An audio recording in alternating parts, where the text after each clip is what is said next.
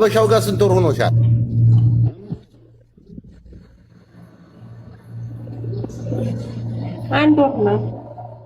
አንድ ወር። ታዲያ ያበሻው እንዴት ይሆናል? የአራት ወር ነፍሰ ጡር ብለሻል። አሁን ከአረቡ ጋር 5 ወር ማነው 5 ወር ከሆነ ከአረቡ ጋር ተተለያየሽ፣ አበሻው ጋር ደግሞ 1 ወር ከሆነ የተቀመሽው የአራት ወር ነፍሰ ጡር ሁነሽ እንዴት ያበሻው ሊሆን ይችላል?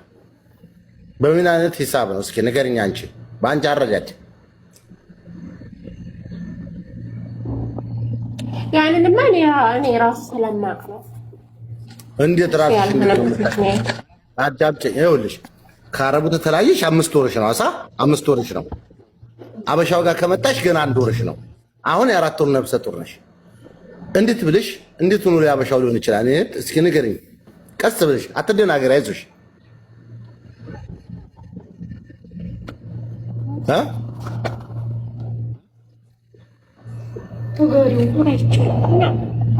እኮ ነገሩ ለሱ ለገራ ይቻልብኛ እኔ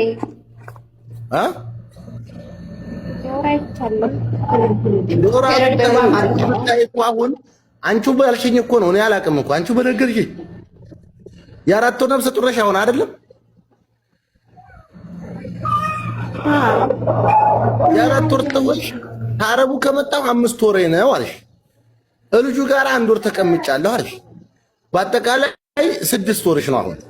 የአራት ወር ተወሽ የአበሻው ካይሆን የአረቡ ነው ልጁ ማለት ምን አደከመሽ? ስለዚህ ልጅሽን ይዘሽ ሄደሽ እዛው ሰውዬ ዘንዳ አስመርምረኝ ልጁ ያንተ ነው በዛው ሄደሽ ተከተለ የኔት ጨርሻለሁ። ሊዘጋባችሁ ነው። መልሼ እገባለሁ። ምን አማራጭ አለ? ዘንድሮ መቼም ተቃጥለህ ሙት ብሎኛል።